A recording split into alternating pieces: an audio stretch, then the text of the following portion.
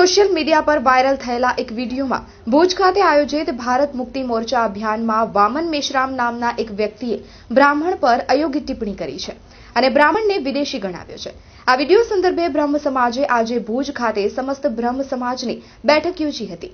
તે પહેલા આપને बताविए वामन मेश्रामનું નિવેદન। 3.5% ब्राह्मण हैं तो 3.5% ब्राह्मणों को 50% नहीं छोड़ा जा सकता। आप लोग अपनी जातियों की गिनती करवाओ और गिनती के अनुपात में हिस्सेदारी लो तो हमारे बाप का क्या जाएगा? अगर जाएगा तो ब्राह्मण के बाप का जाएगा तो साले जाने दो, हमारे बाप का तो नहीं जाएगा, हमारे हिस्से का तो नहीं जाएगा।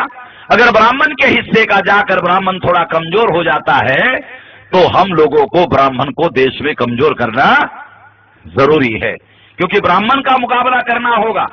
ये अंग्रेजों से ज्यादा खतरनाक विदेशी है। 200 साल में अंग्रेज छोड़कर चला गया, ये 2000 साल से जमा हुआ है। ये अंग्रेजों से ज्यादा खतरनाक विदेशी है। 3,500 ब्राह्मणों ने आपके गुजरात में भुज में मेरे विरोध में मोर्चा निकाला और कलेक्टर को निवेदन किया कि वामन मेश्राम को कच्छ में और भुज में मत आने दो। उसके बाप का राज है क्या वो 3,500 ब्राह्मणों के? इस देश में संविधान लागू है, उसके बाप का लिखा हुआ नहीं है, ब्राह्मणों के बाप का। मैं कह सकता हूं मेरे बाप का लिखा हुआ है। और संविधान में आर्टिकल 19 में अभिव्यक्ति की आजादी, संगठन बनाने का, संगठन का प्रचार करने का, प्रसार करने का और भाषण करने का, संभाषण करने का ये मौलिक अधिकार भारत के संविधान में मेरे बाप ने मुझे दिया, उसके बाप ने मुझे नहीं दिया। वो कौन होता है मुझे रोकने वाला?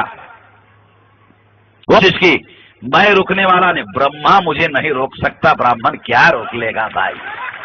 अगर ब्रह्मा अवतार लेगा तो मुझे नहीं रोक सकता, ब्राह्मण की क्या औकात है?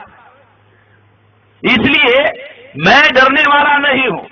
વામન મેશ્રામ દ્વારા કરાયેલી આ ટિપ્પણી અંગે સમસ્ત બ્રહ્મ સમાજના આગેવાનોની આજે ભુજ ખાતે બેઠક મળી હતી। આ બેઠકમાં બ્રહ્મ સમાજના આગેવાનો મોટી સંખ્યામાં હાજર રહ્યા હતા અને આવા વિધર્મીઓ સામે કાનૂની રીતે લડાઈ લડવાનો વિચાર થઈ રહ્યો છે। જે માણસને ભારતના ઇતિહાસની ખબર નથી, જે માણસને બ્રાહ્મણોની ખબર નથી, જે માણસને સમાજની ખબર નથી, તે માણસ કારણ વગરનો વિદેશી મિશનરીઓનો હાથો બની અને ભુજની અંદર 1.5-2 મહિના પહેલા એક સભા ભરી અને બ્રાહ્મણો વિશે જે રોકે છે કે બ્રાહ્મણો વિદેશી છે। અરે કોઈ મિત્રો એને કહો કે બ્રાહ્મણો આદિ અનાદિ કાળથી ભારતના એક અભિન્ન અંગ છે।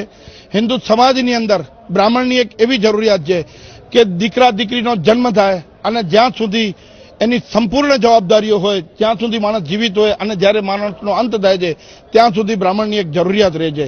એટલે બ્રાહ્મણને હિન્દુ સમાજથી કોઈ પણ અલગ નહીં કરી શકે, ચાહે વિદેશી કોઈ મિશનરીઓ કામ કરતી હોય, ચાહે આવા વામન જેવા હજારો માણસો આવી જાય, આવા સપોલિયાઓ હિન્દુસ્તાનને અને હિન્દુ જ્ઞાતિને કે બ્રાહ્મણ જ્ઞાતિનો કોઈ કાંઈ બગાડી શકવાના નથી।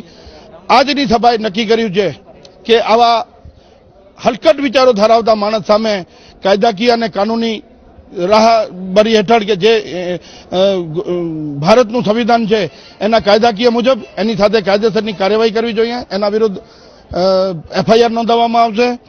ટૂંક સમયમાં સોમ મંગળ બુધવારની અંદર 2 દિવસની અંદર અમે લોકો એના વિરુદ્ધ એફઆઈઆર દાખલ કરવાના છીએ। કાયદાકીય રીતે એની સાથે જે કાયદાનું કામ કરશે, જો તેમ કરવામાં નહીં આવે તો સવિનય કાનૂન ભંગની પણ જરૂર જણાશે, તો બ્રાહ્મણો કરવા માટે તૈયાર છે। 32 વર્ષોથી હસ્તરેખા, જન્મ, પ્રશ્નકુંડલી દ્વારા સચોટ માર્ગદર્શક બની લોકહૃદયે વિરાજતા શ્રી ગિરીશભાઈ એમ રાજગોરને અનેક એવોર્ડથી સન્માનિત કરાયા છે, જેમ કે કચ્છ શક્તિ એવોર્ડ 2007, રાજીવ ગાંધી એવોર્ડ 2010, મહારાષ્ટ્ર ગૌરવ એવોર્ડ 2011, કચ્છ ગૌરવ એવોર્ડ 2012, અખિલ કચ્છી રાજગુર મહાસભા તેમજ ઇન્ટરનેશનલ રોટરી ક્લબ ઓફ અંબરનાથથી સન્માનિત કચ્છના મહાનુભાવો, મુંબઈની ફિલ્મી હસ્તીઓ, ઉદ્યોગપતિઓ અને કાઉન્સિલરથી લઈ અને વડાપ્રધાન સુધીના મહાનુભાવોની આગાહીમાં 100% સચોટ આવેલા છે। સંપર્ક 12 ભૂમિ ઉપર સર્વ સેવા સંઘ પાસે, બિલેશ્વર મંદિર road, Bhuj, Kutch. Mobile number 8141034340 9137701544